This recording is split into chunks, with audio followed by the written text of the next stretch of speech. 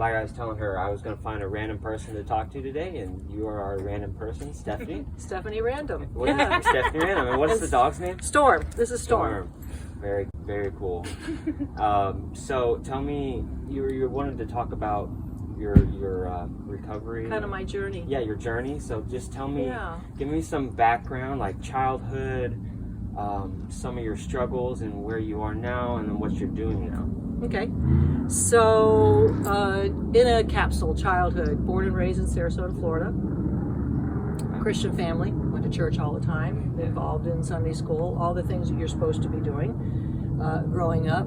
Got married to my friend that I grew up with, so not really experiencing much outside. Got married right at the end of high school to the person that I thought I was going to be married to the rest of my life. Had 3 boys. Somewhere in the midst of that, things started to affect our marriage.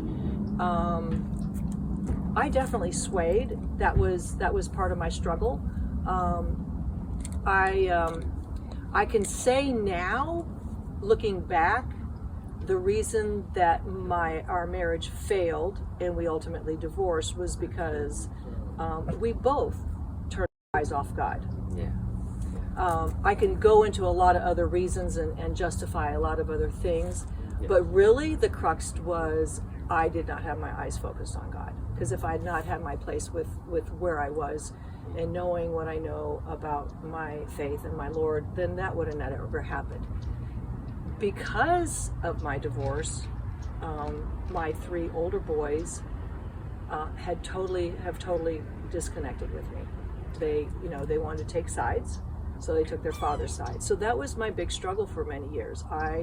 My children were my life. I have 3 biological sons, and then I adopted a son from Haiti, because all through my married life, I was involved in my children.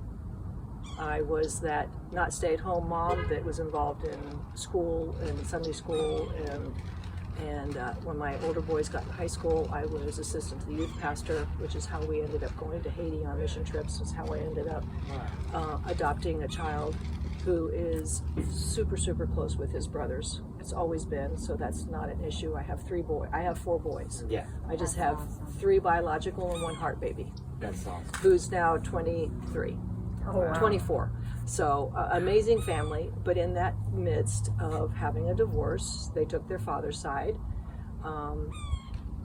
All the 3 older boys, the only connection I had was with my younger son, and I still do to this day.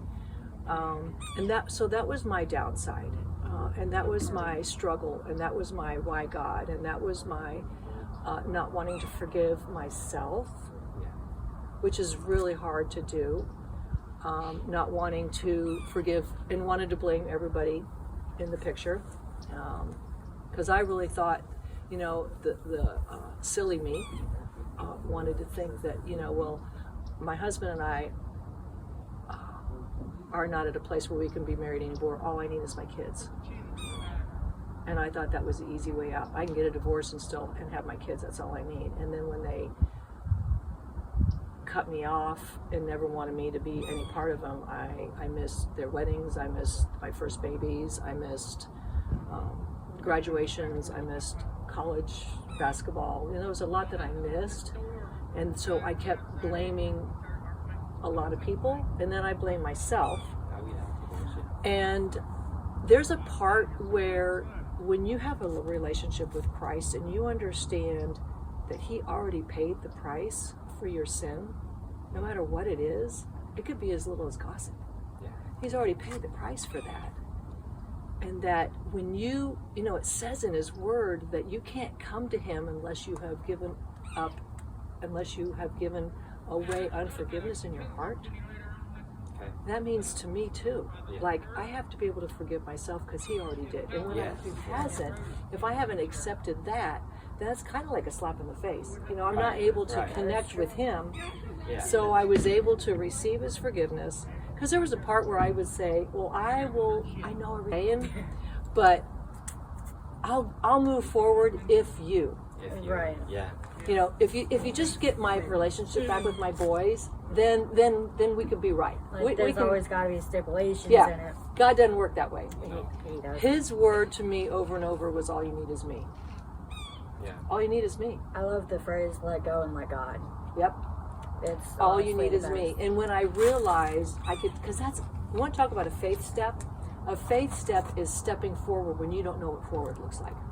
That's Yeah, yeah. Because Pure if you already faith. knew what it would look like, there's no There's faith no needed. faith. I'm See, getting we goosebumps. don't, we need God because we can't do it on our own. We've already tried that. Yeah. How's that working for you? Not very. I tried it for many years, and I went nowhere but in circles. Right. Doing the same thing and accepting the same response Yeah. is a definition Insanity. of insanity. Yeah. Of course. You always get the same results in the end. Exactly. You just want It's a different. matter of changing how we think. Romans 12, 1 and 2 Yeah. is the basis of our ministry. What is that? He Be said not there, conformed to this world. Romans 12, 2. Be not conformed to this world, but be transformed by By the how? renewing of the Renewing mind. of your mind. Then you're going to know what God's will is for you. Yeah. I can't tell you what God's will is. I can't tell you what His will is for you, but you will find it out just by seeking Him. So it was a long process for me. I was a very depressed person. I was hurt, and I held that, and I couldn't connect with God because I was shutting the door. Once I did that, once I walked that out, it was really funny because I was single, divorced for almost 9 years, and I always wanted to be remarried again. I did not want to live my life alone, but it wasn't until I did that whole, I get it. Yeah. I Surrender. literally surrendered everything and said, you know what, God, you are so right. I need to just be focusing on getting to know you, being closer, and serve. Yeah. So I literally went back and found a church and just delved into serving. And that's all I knew what to do. And it's funny because the first thing I did was go right back to youth ministry. I'm like, this is what I know I can do, and I'm Yeah. good at it. Yeah. And every time I tried to fit in, I'm like, why do I feel like a square peg in a round hole? Oh. This is weird because I know I'm really good at this. I love youth of all ages. Why isn't this working? Well, because God had something Yes, different yes. for me, and I was putting myself where I thought I needed to be Yeah. rather than where God needed to be. Yeah. I had the right heart Mhm. because I wanted to serve Him, but I wasn't letting Him lead me. Right. And that's a big difference.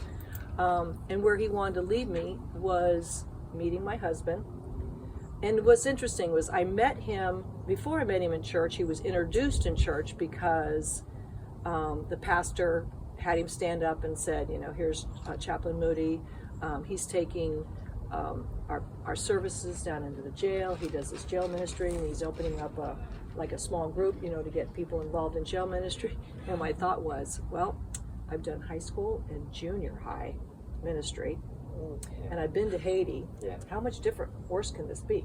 Yeah. Going into jail. I think I'm prepared, you know.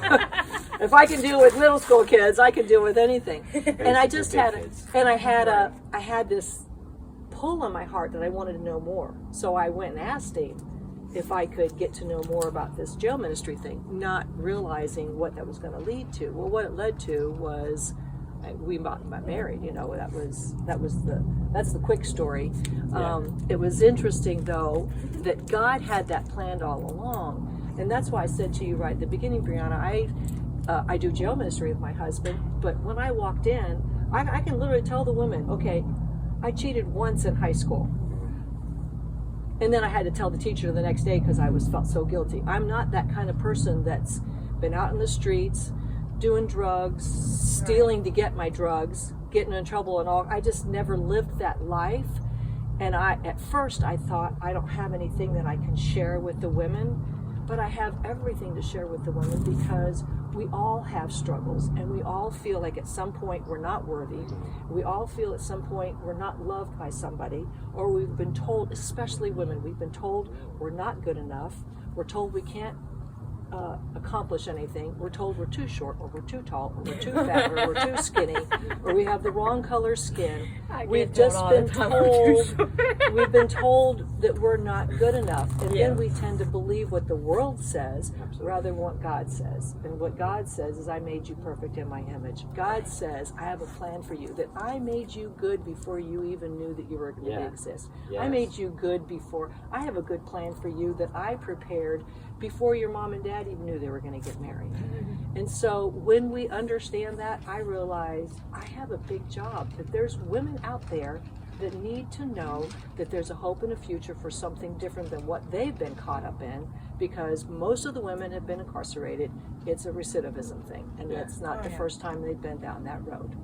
So that's a short story. That's awesome. That's where I am today.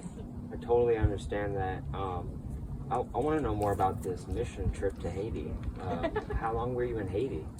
So it was really awesome. The first time we took high school youth group only, and we went down for a week. And it was amazing for everybody, but I saw it change my 2 older boys were able to go because I'm thinking if it was my 2 older boys or if it was just my oldest. It might have been just my first oldest the first time. But anyway, it changed all their lives. And because it gives us a perspective. The people of Haiti, 80% or more are below poverty level. But below poverty level, like, we don't know. $100 a month, you know. That my son that I adopted from, you walk a half a mile out to the main road to get any water that you pump from a well. There's no running water, there's no electric. So it's a different life, but yet they welcome you with open arms. They want to share whatever they have. They want you to come in with them and chat. I can only imagine that there's different type of humbling. It's okay. You know what I mean? They're just kind of, they've got to be humble. You know, I feel like I've never been, and I know from being in my poor situations that I put myself in, there's a certain amount of humility that comes out of it, and but it's really neat that you can know. Came back and said, we feel guilty going to McDonald's. You know, when we have so much, when we see how somebody has so little, it helps them to put it into perspective.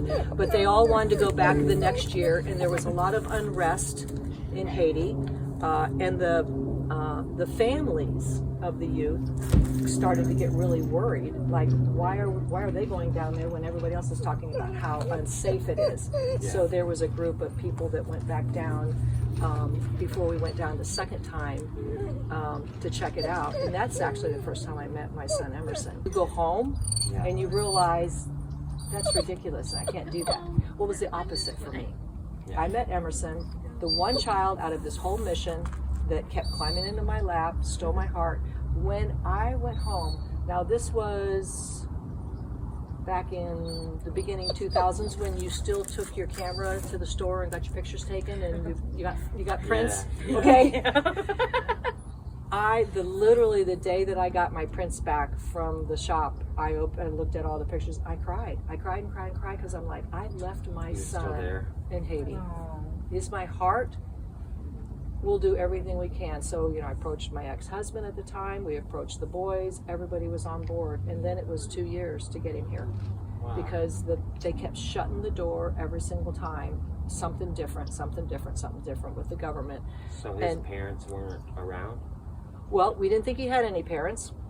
Come to find out, he still had both parents. So that was another obstacle to get over, because the government was like, well, if he has parents, he's not an adoptable child. But it's because the only reason we were able to get him was because believe it or not, his mom was the one that gave him up. At 5 weeks old, she left him with his biological dad and his mother, which was grandma, to raise. She just left. So she'd been out of the picture since the beginning. So it was a single dad, but really he didn't take any responsibility.